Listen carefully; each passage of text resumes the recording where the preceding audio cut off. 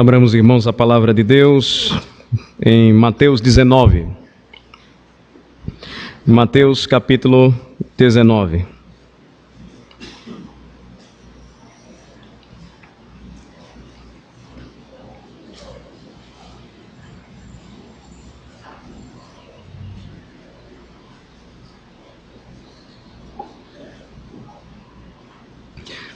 Na mensagem passada, nós aprendemos com Cristo que quando o assunto é perdão, não pode haver limites para que exerçamos ou exercitemos o perdão.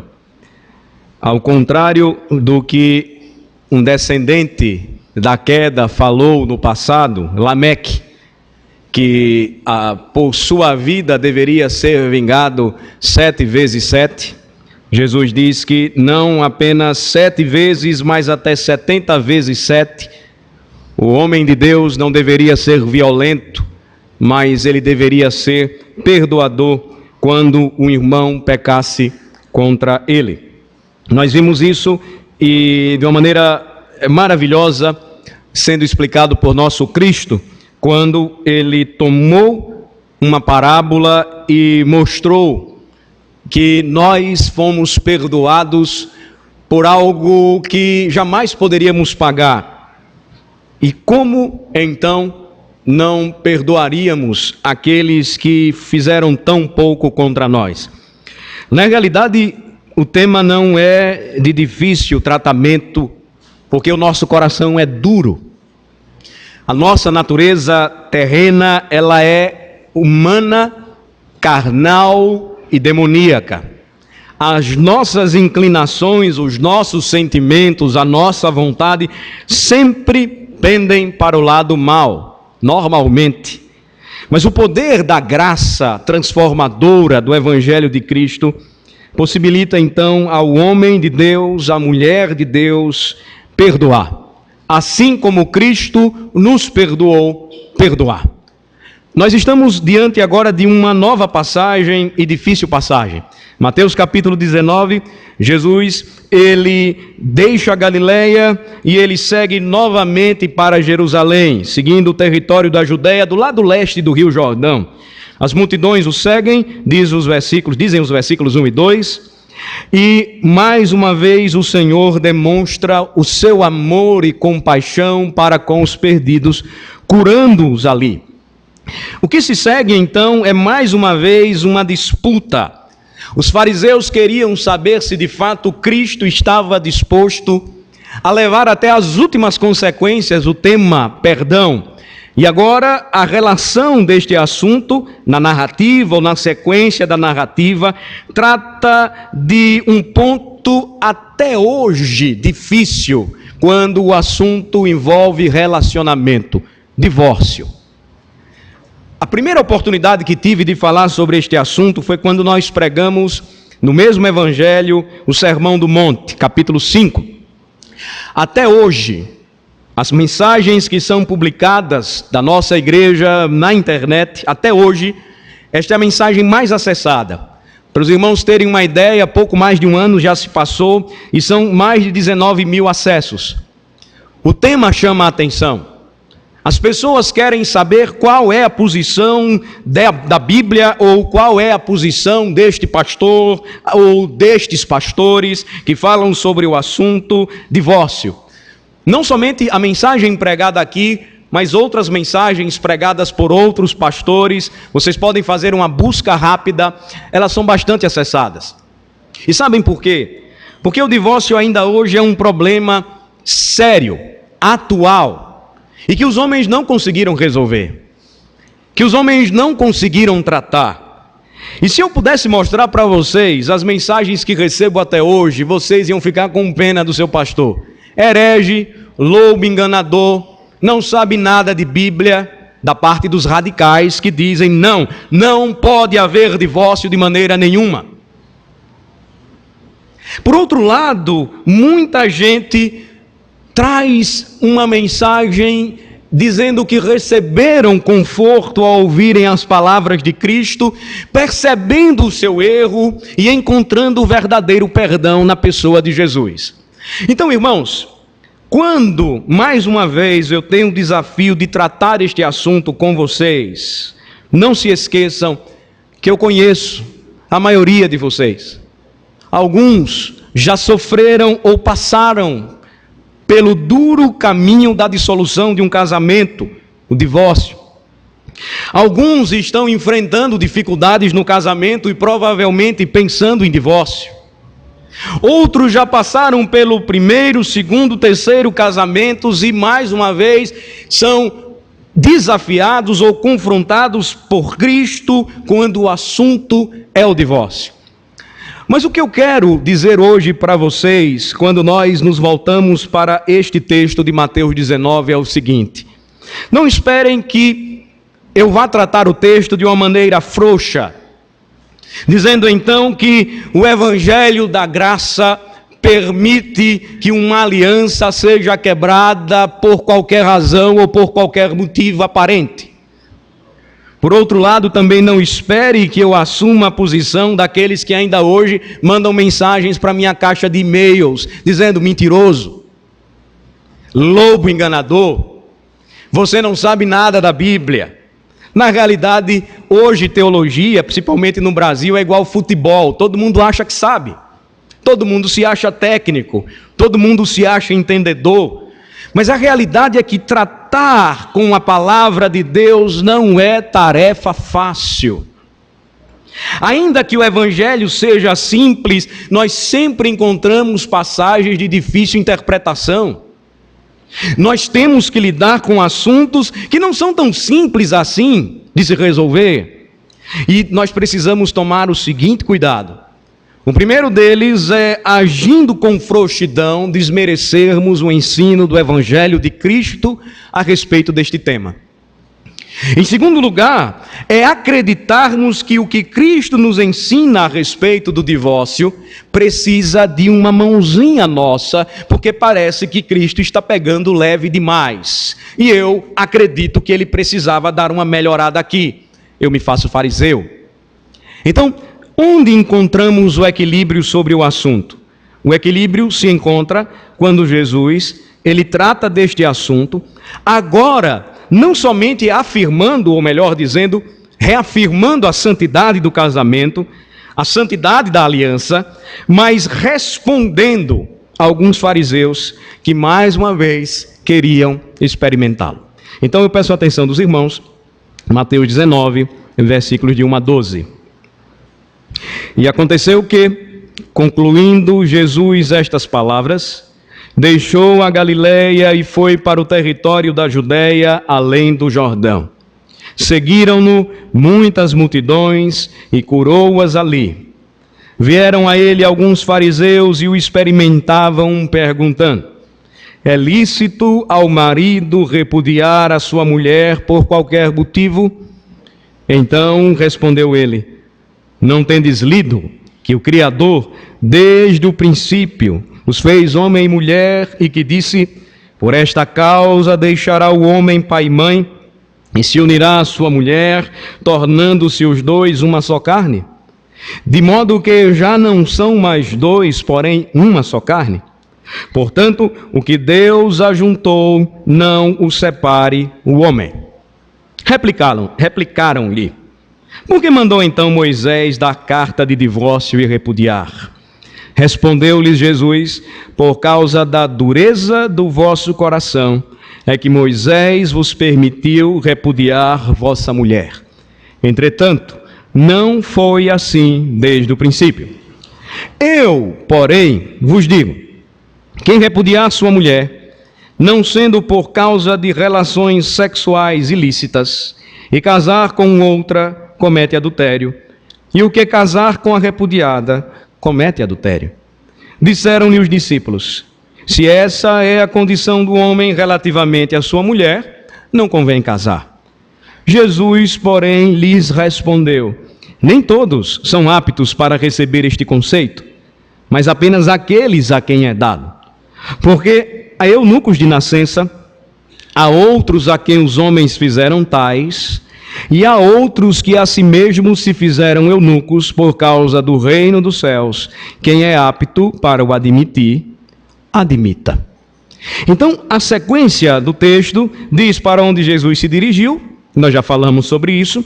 Ele está se dirigindo para Jerusalém novamente, da Galileia, ele retorna para lá. As multidões o acompanham e ele então, mais uma vez, revela sua compaixão, curando-as. Mas os fariseus sempre acompanharam Jesus e andaram em seu encalço. Eles sempre estavam atrás dele. Eles sempre queriam ouvir alguma coisa a mais. Eles queriam testá-lo. E percebam as conexões aqui. Eles acompanhavam Jesus sempre. Jesus tratava os assuntos e eles tentavam de alguma maneira, experimentando, pegá-lo em alguma brecha ou falha quando interpretava a lei. E então o versículo de número 3 nos diz que os fariseus, eles vão até ele e eles o experimentam, e a pergunta deles é esta: é lícito ao marido se divorciar da sua mulher por qualquer motivo? Percebam, repúdio é o mesmo que divórcio. A pergunta deles é possível que o divórcio ele seja praticado? E notem, naquela época ou naquele tempo, as mulheres elas não tinham direito ao divórcio. Os maridos tinham. Eles repudiavam as suas mulheres e as razões eram muitas. Para os irmãos terem uma ideia, naquele período, pelo menos 3 fortes escolas de interpretação do Antigo Testamento existiam. A primeira delas, aqueles que habitavam em Curã, onde os rolos ou os manuscritos do Mar Morto foram encontrados. E os seguidores de Curã, ou os que habitavam em Curã, diziam: não, por motivo algum, o homem pode ou deve se divorciar da sua esposa. Mas 2 escolas, uma chamada Shammai e uma chamada Hillel, também debatiam sobre o assunto. Os judeus gostavam muito disso. Eles gastavam muito tempo discutindo a lei e os seus pormenores. E a escola de Hillel dizia: sim, por qualquer motivo você pode se divorciar da sua mulher. Eles eram tão exagerados que, para os irmãos terem uma ideia, por exemplo, se a mulher não se comportasse à mesa corretamente, ele então devolvia: eu não quero esta mulher, ela não tem etiqueta para caminhar comigo. Eles tomavam assuntos ou questões extremamente simples e procurando defeitos para que pudessem então desfazer alianças. A escola de Hillel dizia: não, por qualquer motivo, o homem tem direito de repudiar a sua esposa. Mas a escola de Shammai, ela dizia o seguinte: não é bem assim. Existem regras, existem passos. E embora eles não chegassem a se afinar com a interpretação correta de Cristo, eles eram aqueles, digamos, mais conservadores. Prezavam pela aliança. Eles não diziam que inexistia ou era impossível qualquer cláusula de exceção, mas também eles não eram tão abertos, dizendo assim: não, você pode casar e se separar quando e como você quiser. Então percebam, Jesus está tratando com estas correntes em seu tempo. Ele está lidando com homens que queriam saber qual a sua posição. E não somente para conhecer a sua posição, eles queriam, na realidade, derrubar Jesus. Agora percebam a resposta de Cristo. A resposta dele nós encontramos nos versículos de 4 a 6. E eu gostaria que vocês lessem comigo. Vamos ler juntos. A resposta de Jesus é interessante. Vamos lá. Então, respondeu ele: não tendes lido que o Criador, desde o princípio, os fez homem e mulher, e que disse: por esta causa deixará o homem pai e mãe, e se unirá à sua mulher, tornando-se os dois uma só carne? De modo que já não são mais dois, porém uma só carne. Portanto, o que Deus ajuntou, não o separe o homem. Havia uma regra de interpretação bíblica para o judeu, que ensinava o seguinte: o argumento mais antigo é aquele que prevalece. E é justamente o que Jesus Cristo fez. Quando eles perguntavam, e cada um deles tinha o seu manual de condutas, chamado de halakha, eles então queriam uma resposta de Cristo, e Cristo então se remete ao começo de tudo. E este argumento antigo dele não foi dado sem razão. porque esta base antiga derrubava qualquer outra nova interpretação. Então, vocês leram comigo, a resposta de Jesus é clara. Jesus cita Gênesis 1 e Gênesis 2, versículo 4. Não tendes lido que o Criador, desde o princípio, os fez homem e mulher, e que disse: por esta causa deixará o homem pai e mãe, e se unirá à sua mulher, tornando-se os dois uma só carne.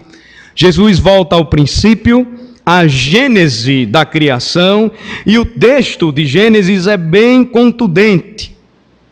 Adão havia acabado de receber Eva das mãos de Deus, e a cena que nós encontramos em Gênesis ilustra uma verdadeira cerimônia de casamento. O noivo recebe a noiva das mãos do juiz que institui esta união, e nós encontramos então as palavras maravilhosas do oficiante, quando nos faz lembrar a todos os casais que o casamento ideal de Deus é indissolúvel. Notem bem, o casamento, como estabelecido por Deus, não pode ser dissolvido. É uma aliança. E o fato é que o casamento envolve um pacto ou uma aliança diante do Senhor. De forma que quando Malaquias denuncia o pecado de seu tempo, praticado pelos homens de seu tempo, ele fala da parte de Deus, e ele diz: Deus odeia o que vocês estão fazendo. E o que eles estavam fazendo? Se divorciando de suas esposas, recebidas por eles, assim como Adão recebeu Eva no jardim. Novinhas, bonitas, como recebidas e entregues por seus pais, e agora eles estavam abandonando suas esposas da mocidade e estavam recebendo ou casando-se com mulheres ímpias. Então o casamento, diz o Senhor Jesus Cristo, ele é indissolúvel. Deus, ele mostra desagrado do seu povo quando o seu povo não considerou ou quando não considerava aquilo que ele mesmo instituiu. Jesus Cristo então volta ao princípio e ele continua. Observem comigo o versículo de número 6, quando diz: de modo que já não são mais dois, porém uma só carne. E vejam só a conclusão do Senhor: portanto, o que Deus ajuntou, não o separe o homem. As bases são muito fortes. E percebam, elas confrontam ou contrariam o tempo em que nós vivemos. O número galopante de divórcios em nosso país é terrível. A forma, até mesmo como as crianças, elas crescem e elas falam sobre casamento, a forma como nós temos visto, ou o testemunho que nós temos visto dos nossos filhos, quando voltam das suas escolas, é alarmante. Sempre conversando com os filhos, é comum ouvirmos a seguinte palavra: papai, hoje meu colega ou minha colega falou, papai, meu pai separou da minha mãe, minha mãe separou do meu pai. O divórcio, ele traz consigo tudo aquilo que desagrada ao Senhor, e porque desagrada ao Senhor, também não faz bem à alma do homem, à vida do homem. O divórcio traz tantos prejuízos, não somente aos filhos, mas também aos cônjuges. Então, Jesus, ele afirma que o casamento, porque foi estabelecido por Deus, é indissolúvel. Por isso ele termina no versículo de número 6 dizendo: o que Deus ajuntou, não o separe o homem. Eu não sei se você já parou para observar que quando Deus, ele criou Eva, e Eva então foi entregue pelo Senhor nas mãos de Adão, Adão então chama Eva de varoa. É a mesma raiz para a palavra que identificava o homem, varão. E é desta raiz, percebam, irmãos, como a nossa tradição ou herança judaico-cristã é tão forte? É desta raiz, ou é deste estabelecimento pactual de Deus que até hoje as mulheres, quando casam, levam os sobrenomes dos seus maridos? Eu sei que pode acontecer algo diferente, mas normalmente, em geral, quando uma esposa, uma noiva se casa e carrega o nome do seu marido, o que é que consequentemente vai acontecendo com o sobrenome do seu pai? Ele desaparece. Não desaparece ali do registro, mas fica ou torna-se mais forte a sua identidade com o seu esposo, varoa. Então, a aliança ela é tão forte, irmãos, o estabelecimento do pacto ele é tão importante, que o Senhor então diz que quando um homem toma uma mulher por esposa, já não são mais dois, porém uma só carne. Por isso o Senhor estabelece e diz: o casamento não pode ser desfeito. Esta é uma base fundamental, esta é uma base estabelecida pelo Senhor, mas que vai ajudar-nos a entender como Ele vai tratar do assunto ao ouvir a resposta dos fariseus. Vejam comigo o versículo de número 7. No versículo de número 7, os fariseus então replicaram a resposta de Jesus. A réplica deles foi esta: por que mandou então Moisés dar carta de divórcio e repudiar? Será que Jesus não sabia disso? Será que Jesus não tinha consciência de que certamente eles trariam esta réplica? Eles estão citando aqui Deuteronômio 24, eu convido vocês a conferirem comigo precisamente a passagem. O que eles estão citando aqui é o texto da lei. Vamos para Deuteronômio 24. Acompanhe o raciocínio, porque o estabelecimento dessa base aqui é de suma importância para o que nós vamos ver mais adiante. Deuteronômio 24, dos versículos 1 a 4. Do versículo 1 ao versículo 4. Acerca do divórcio, percebam a instrução, então, dada por Moisés.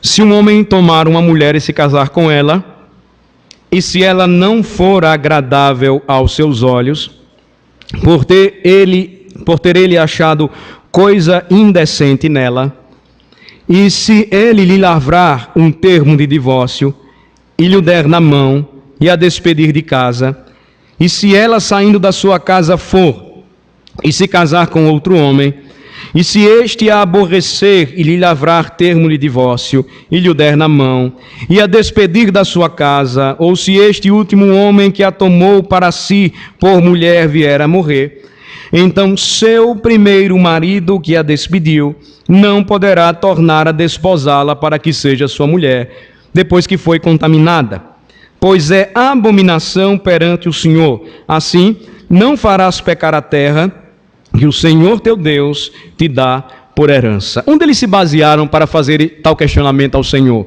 Deuteronômio 24. Moisés estabelece aqui então uma cláusula que permitia o divórcio em casos onde o homem achasse coisa indecente em sua mulher. Há grande debate para se tentar entender o significado desta expressão coisa indecente na língua hebraica.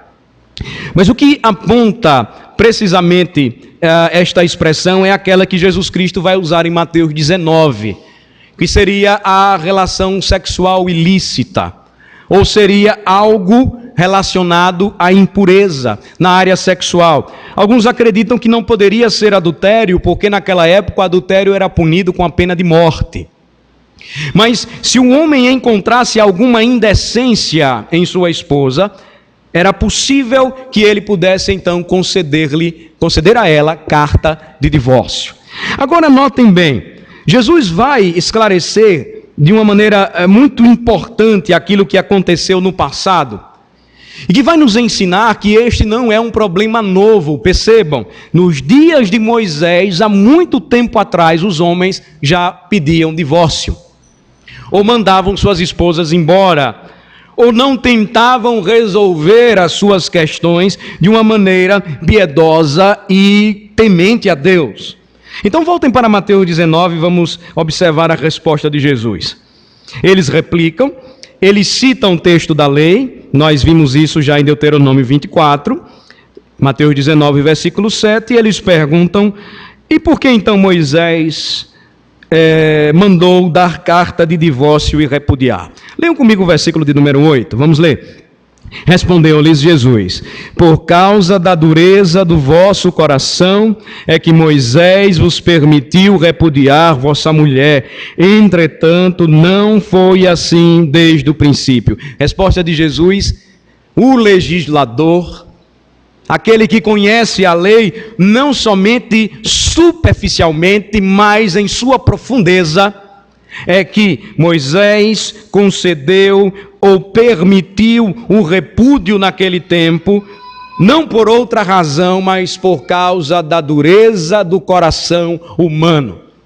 Em outras palavras, o que o Senhor Jesus quis dizer foi que o divórcio foi permitido por causa do pecado, por causa da vileza ou da maldade do pecado, por causa da dureza do coração de homens que não se exercitaram em perdoar ou em se reconciliar com as suas esposas.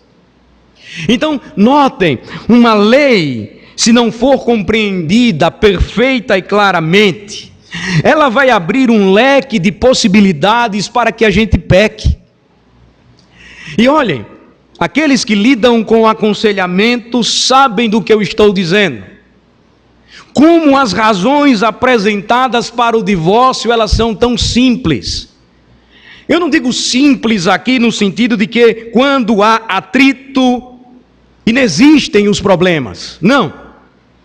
Mas que as questões poderiam ser resolvidas se os corações fossem tratados. Que as questões poderiam ser resolvidas se este coração duro se quebrantasse diante da magnitude e da imensidão da lei do Senhor. A questão é essa.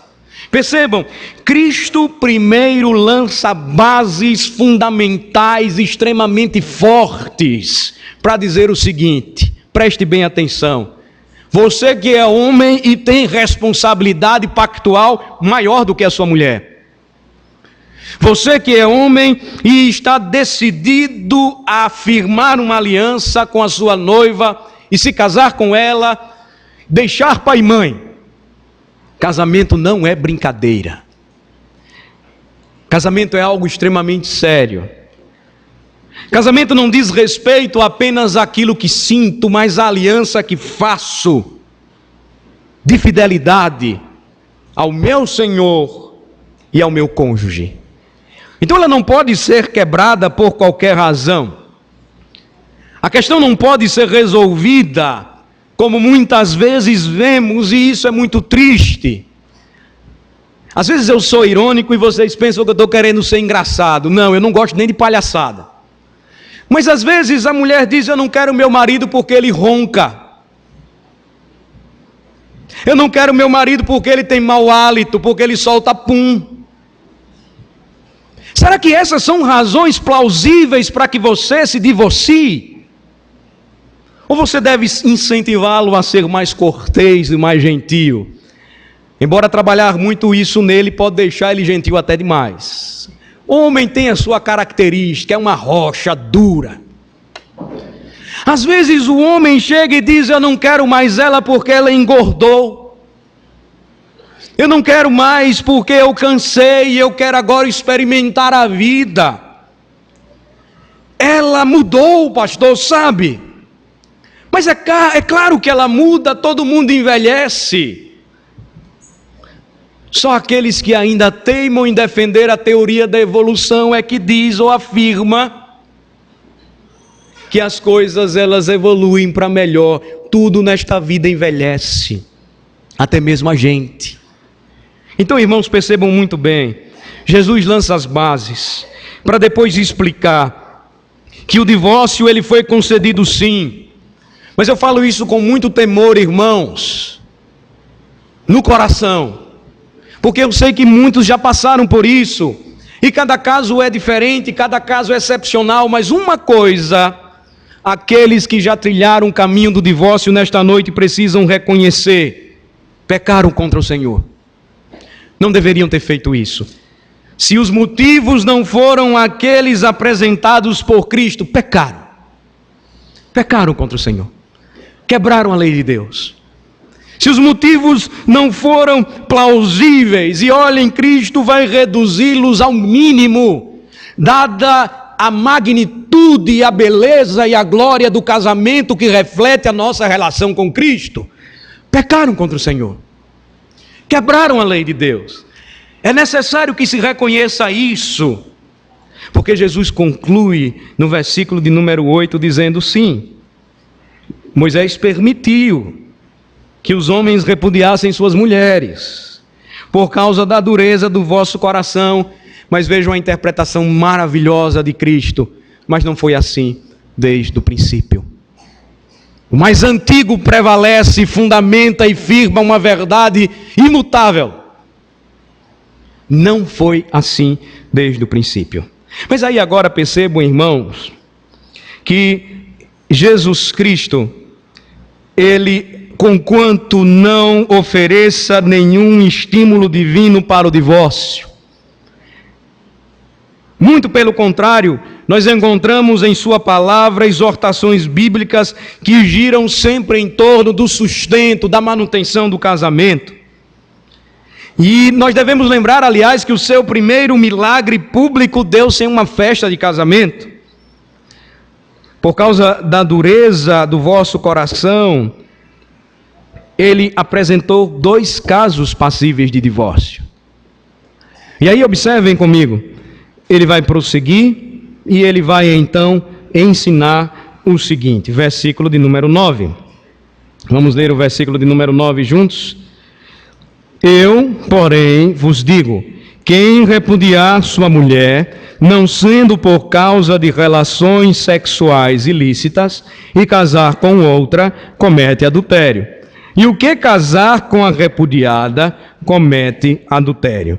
Então, o que o Senhor Jesus aqui nos apresenta, e percebam, o que o Senhor Jesus aqui nos ensina, é que mesmo mostrando e demonstrando de todas as formas e maneiras que o divórcio não agrada ao Senhor, é possível que exista exceções. Agora elas são mínimas, elas são muito poucas. Por exemplo, no versículo de número 9, o Senhor Jesus Cristo trata do tema adultério e ele diz que neste caso é possível que o homem, ele então ponha fim àquela aliança que foi firmada, ou que a mulher também faça isso.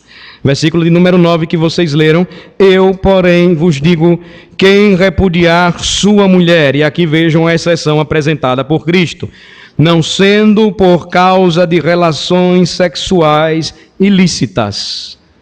A relação sexual ilícita aqui é a mesma palavra que nós encontramos em Deuteronômio 24 e que se refere a coisas indecentes. A relação sexual ilícita aqui, ou esta expressão na Bíblia aqui, ela é a mesma de onde se origina a palavra moderna pornografia, porneia. Foi o mesmo que enfrentou, por exemplo, José, quando casado com Maria, mas naquele período ainda onde o casamento não se consumou, ele recebe a informação de que ela estava grávida. Em um caso comum, José, ele poderia ter repudiado Maria, porque Maria, ela se achou grávida antes do casamento se consumar. Nos dias de hoje, suponhamos que um jovem case e após estar casado, ele descobre que a sua esposa, ela está grávida de 6 meses. Obviamente, o filho não é seu. Ele pode, então, conceder carta de divórcio para ela. Relação sexual ilícita implica isto. Percebam que a exceção apresentada pelo Senhor, ela não limita o exercício do perdão, mas perdoar não significa que você ainda se deve obrigar a continuar com aquela pessoa. Por exemplo, suponhamos que você casou e o seu marido, então, em uma relação sexual ilícita, ele contrai AIDS. Você pode perdoá-lo. Você pode até perdoá-lo. Mas nesse caso, ou nessa cláusula, você não é obrigada a permanecer a vida toda com ele. Você não peca por isso. O grande problema está, irmãos, na rigidez que muitas vezes se estabelece sobre aquilo que até o próprio Senhor Jesus Cristo disse, é possível haver ou é possível que haja uma exceção. Notem, não são exceções. E a impossibilidade que muitos às vezes afirmam de que se você se casou, você então não pode de maneira nenhuma passar por este caminho chamado divórcio. E olhem, Cristo aqui não está incentivando, como também eu não estou, porque eu seria infiel ao meu Senhor. Mas nós podemos, irmãos, e devemos observar claramente que ele diz que quem repudiar sua mulher, não sendo por causa de relações sexuais ilícitas, e casar com outra, comete adultério. Se você se divorcia e casa por qualquer razão, você peca contra o Senhor, você adultera, e se você casar com uma mulher que foi repudiada pela mesma circunstância, que não seja a cláusula de exceção de um pecado praticado por seu marido, você também adultera. Então, o ensino não é tão complicado, mas ao mesmo tempo também não é tão simples. Porque os discípulos, eles olham para Jesus e vejam, eles queriam facilidade. Eles queriam que o status quo do seu tempo fosse mantido, o estado natural das coisas, onde os homens podiam casar, e aí eles olhavam para a mulher e diziam assim, você não dá para mim, então eu mando você para casa. Vejam que os discípulos, eles olham para o Senhor, no versículo 10, e dizem assim, se essa é a condição do homem, relativamente à sua mulher, não convém casar. Percebam, o que eles estavam querendo, na realidade, eram inúmeras exceções, inúmeras possibilidades, mas Cristo fecha. E ele diz, o que é importante, que deve ser considerado, é que o casamento, acima de todas as coisas, é indissolúvel. De modo que as exceções, elas são muito poucas. Você percebe então comigo, que a morte ou a viuvez na Bíblia, e nós não precisamos nem tratar muito a respeito disso, é uma possibilidade natural de um novo casamento. Mas o Senhor também diz que se um cônjuge adultera, você pode também considerá-lo como morto. É o que a nossa própria confissão de fé, ela afirma. Me permita apenas ler para vocês um trecho da nossa confissão de fé. O adultério ou fornicação cometida depois de um contrato, sendo descoberto antes do casamento, da parte inocente, justo motivo de dissolver o contrato. No caso de adultério depois do casamento, a parte inocente é lícito propor divórcio e depois de obter o divórcio, casar com outrem, como se a parte infiel fosse morta. A referência citada pela nossa confissão de fé, Mateus 19, versículo 9. Então, quando tratamos deste assunto, não estamos trazendo a nossa ideia ou a nossa interpretação, mas uma interpretação da Bíblia que tem sido feita por gerações. Uma interpretação confessional de uma igreja que preza pelo ensino da Escritura e que valoriza grandemente o casamento. De forma que, meus amados irmãos, o assunto ele é tão sério e ele é tão grave que ele precisa ser falado abertamente entre nós ainda hoje. Os discípulos então dizem, desse jeito não convém casar. Não convém. E aí vejam a resposta do nosso Senhor Jesus, versículos 11 a 12. Vamos ler? Jesus, porém, lhes respondeu: nem todos são aptos para receber este conceito, mas apenas aqueles a quem é dado. Porque há eunucos de nascença, há outros a quem os homens fizeram tais, e há outros que a si mesmos se fizeram eunucos por causa do reino dos céus. Quem é apto para o admitir, admita.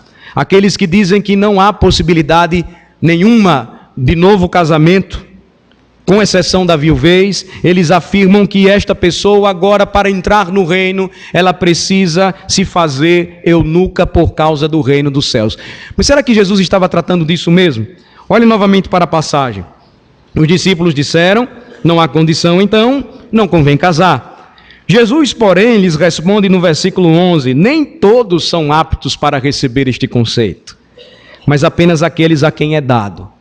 Percebam, primeiro a valorização de um casamento que é um contrato ou uma aliança indissolúvel, depois o tratamento e a explicação correta dada aos fariseus de seu tempo que estavam desvalorizando o casamento, por fim, a regra de exceção para aqueles que passaram ou enfrentaram infidelidade conjugal no casamento da parte do seu cônjuge. Mas aí Jesus ele vai dizer aos seus discípulos o seguinte: nem todos são aptos a receber o que eu estou dizendo, mas apenas aqueles a quem é dado. Notem, o que Jesus está nos mostrando aqui é que encarnar esta verdade e vivê-la ao lado do seu cônjuge, ou preparar crianças para o futuro, jovens para o casamento que se aproxima, é uma tarefa gloriosa e que deve cercar toda a igreja de uma seriedade muito grande a respeito deste assunto, mas também não pode deixar aqueles que sofreram caírem no caminho abandonados, como se não tivessem nenhuma oportunidade de restauração, de recuperação. O Senhor Jesus Cristo então diz que apenas aqueles a quem é dado receber, ou estão aptos a receber, compreenderão o que ele quis ensinar. E ele conclui que existem alguns que nasceram para o celibato, são chamados eunucos de nascença, e estes são muito poucos. Sabe por que eu digo isso? Se você é jovem e sofre tentações na área sexual, você nasceu para casar. Você não nasceu para ser solteiro. Então, se prepare para casar. Isso é muito simples, a lógica é muito simples. Há outros, o Senhor diz, que a si mesmos, ou há outros a quem os homens fizeram tais. Naquele tempo, homens que tomavam conta dos haréns dos reis, muitas mulheres, belas mulheres, não poderiam desejá-las. Então eles eram castrados, literalmente castrados, para que não sentissem nenhum sentimento, nenhum desejo por elas. Eles eram feitos tais. E há outros que a si mesmos se fizeram eunucos por causa do reino dos céus. Você se divorciou, é uma hipótese. E você então decide agora, por causa do reino, não mais casar. Você ficou viúvo ou viúva, e agora, dedicando-se ao reino, você então decide não mais casar. Você é jovem, e você deseja dedicar pelo menos uma parte da sua juventude pela causa do reino, ao serviço, às missões. Então, você se faz eunuco por aquele tempo, por causa do reino dos céus. Mas se você deseja casar-se novamente e passou por uma dificuldade extrema, passou por um problema, enfrentou dificuldades em seu casamento, você precisa observar bem o que o Senhor Jesus Cristo ensina, para que você considere e veja se por acaso ou se porventura você não pecou, divorciando-se e abandonando o seu cônjuge. Cristo apresentou esta cláusula. Existe a cláusula que nós falamos, que é a viuvez, e eu gostaria de encerrar mostrando outra, abordada pelo apóstolo Paulo, não está em Mateus 19, mas ela se faz necessária para a explicação deste assunto. 1 Coríntios capítulo 7, vamos para lá. Em 1 Coríntios capítulo 7, existe uma outra exceção para a continuidade do casamento, e ela está relacionada a casamentos em que apenas um dos cônjuges é crente. 1 Coríntios 7, versículos de 10 a 15. Só lembrando aqui aos irmãos, Paulo tenta responder a respeito das dificuldades de um casamento misto. Ele afirma que o jugo desigual não é desculpa para o divórcio, que o marido cristão não deve abandonar a mulher incrédula e a mulher cristã não deve abandonar o marido incrédulo, pois a presença de apenas um crente dentro do lar santifica a todos. Vejam só que interessante, do versículo 10 ao versículo 14, acompanhem apenas. Ora, aos casados, ordeno não eu, mas o Senhor, que a mulher não se separe do marido. Se, porém, ela vier a separar-se, que não se case ou que se reconcilie com o seu marido, em que o marido não se aparte de sua mulher. Ao mais digo eu, não o Senhor, se algum irmão tem mulher incrédula e esta consente em morar com ele, não a abandone. E a mulher que tem marido incrédulo e este consente em viver com ela, não deixe o marido. Por quê? Versículo 14, vamos ler? Porque o marido incrédulo é santificado no convívio da esposa, e a esposa incrédula é santificada no convívio do marido crente. Doutra sorte, os vossos filhos seriam impuros, porém agora são santos. Então notem que o apóstolo Paulo está respondendo questões relacionadas ao casamento, dúvidas que os cristãos gentios estavam enfrentando, e aí ele conclui no versículo 15, lembrando que os incrédulos não se sujeitam às leis de Deus. E, portanto, pode ser que eles queiram se separar de seus cônjuges, uma vez que eles receberam a Jesus. E, neste caso, a explicação de Paulo é, depois do cristão fazer tudo pela união, e mesmo assim a parte incrédula insistir em abandonar o lar, diz o versículo 15, mas se o descrente quiser apartar-se, que se aparte. Em tais casos não fica sujeito à servidão nem o irmão, nem a irmã. Deus vos tem chamado à paz. Então, a parte abandonada nestes casos estaria livre para se casar novamente. Observem que essa situação, ela também é prevista na palavra de Deus, e notem como é reduzida as cláusulas de exceção. Vou lembrar para vocês: adultério, abandono do lar da parte incrédula, viuvez. As outras causas chamadas de incompatibilidade de gênios, elas não entram aqui. Então, finalizando, irmãos, esta passagem tão difícil, mas que precisa ser dita claramente. O Senhor, Ele estabelece a aliança com o seu povo, institui o casamento, porque através das famílias Ele promete abençoar a terra. O casamento reflete a relação de Cristo com a sua igreja. Os homens têm uma responsabilidade pactual tremenda, de modo que quando os divórcios acontecem, em última instância, o homem sempre carregará a responsabilidade final. Sempre. Ainda que sofra, ele sempre vai carregar isto. Mas o Senhor apresenta a cada um de nós estas cláusulas aqui para que nós entendamos que o legislador nos traz explicações claras, para que agora nós não estabeleçamos aquilo que nós achamos o mais certo. E lembrem-se, divórcio não é pecado mortal ou pecado para a morte. Você pode estar aqui se perguntando, mas pastor, e agora eu estou ou passei por toda essa situação? O que fazer? Como agir? O que é que eu devo? Voltar para o meu primeiro cônjuge?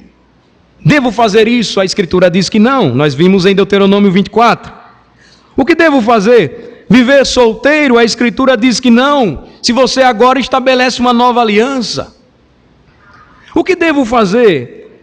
E aí eu gostaria de concluir citando para vocês as palavras de um autor que trata deste assunto, e ele fala algo interessante para nós nesta noite, para aqueles que já passaram por este duro caminho, para aqueles que devem ter cuidado com os riscos que envolvem a infidelidade conjugal. Mas acima de tudo, para que todos nós encontremos em Cristo, sim, somente em Cristo, o triunfo da graça. A oportunidade do arrependimento e do perdão. A oportunidade de se começar uma nova vida, a restauração. Percebam, aqueles que no momento, aqueles que experimentaram, aqueles que enfrentaram este duro e difícil caminho, que palavra nós poderíamos oferecer para eles? Vocês estão perdidos? Vocês estão destruídos? Vocês estão acabados? O que dizer àqueles que estão sendo angustiados e sofrendo pela culpa? Preste atenção na citação deste livro. A boa notícia para você, nesta noite, é que Deus nos apanha onde estamos, não onde deveríamos estar. Há sempre perdão em Cristo. Os que estão em tal situação, o que devem fazer?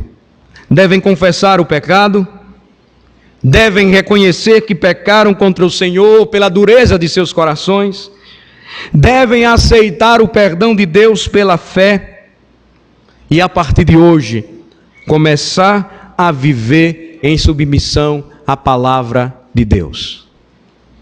Cristo é o único que tem poder para perdoar pecados. Cristo é o único que tem poder para fazer que a partir de hoje, você agora lute por seu casamento, entendendo a seriedade daquilo que no passado você não compreendeu e por isso pecou. Cristo é aquele que convida a mim e a você a receber este conceito, porque Ele é o único que pode nos esclarecer a mente e o coração e nos fazer entender aquilo que foi dado. Oremos ao Senhor. Ó Senhor, nosso Deus e Pai, nós cremos em Tua palavra, sabemos que não podemos nos deixar levar pelo curso deste mundo. Ó Senhor, nós sabemos que o divórcio não é vontade de Deus para ninguém, pois Ele odeia o divórcio. Ele odeia a distorção e o abandono daquilo que Ele estabeleceu, para que o homem experimentasse em felicidade e gozo, mas o nosso pecado, Senhor, é tão vil, que durante a nossa caminhada podemos experimentar a dor da separação e de um lar desfeito. Faz-nos, ó Senhor, enxergar os fundamentos lançados por Cristo e valorizar a nossa união conjugal, que os homens possam amar as suas esposas com amor sacrificial, as mulheres no Senhor se submeterem e auxiliarem idôneamente os seus maridos, ambos servindo ao Senhor. Restaura, ó Senhor, nesta noite, aqueles que estão pensando em se divorciar, para que se perdoem, se reconciliem e não quebrem uma aliança com o Senhor, aliança entre cônjuges. Que aqueles, ó Senhor, que passaram, sofreram e estão sofrendo as consequências do divórcio, encontrem no Senhor a restauração das suas vidas, das suas almas, o perdão transformador. E que se estão casados pela segunda ou terceira vez, que não se envolvam em maiores problemas, mas que agora arrependidos creiam em Cristo e experimentem uma nova vida, um casamento restaurado. o cuidado e a proteção do Senhor nas suas almas e feridas causadas pelo divórcio. Ó Senhor, que nesta noite aqueles que sofrem encontrem em Ti o consolo, encontrem em Ti o cuidado, encontrem em Ti a proteção. Alguns certamente caíram nesta área, mas podem encontrar no Senhor o perdão. Alguns sofreram pelo pecado do seu cônjuge, mas podem, com a palavra do Senhor Jesus Cristo, perdoarem e continuarem suas vidas, servindo ao Senhor e dedicando-se ao reino. Ajuda-nos, ó Senhor, como teu povo, a entendermos a bem-aventurança, a verdadeira felicidade em entender o teu projeto e plano para o casamento. E não agirmos como o mundo age, não seguirmos o que o mundo segue, não fazermos o que o mundo faz. Mas que em Cristo tudo possa convergir, ser redimido e restaurado nesta noite. Nós cremos, ó Senhor, que só Tu podes realizar esta obra, porque o Senhor tem feito esta obra na vida e no coração de muitas famílias e de muitos casais.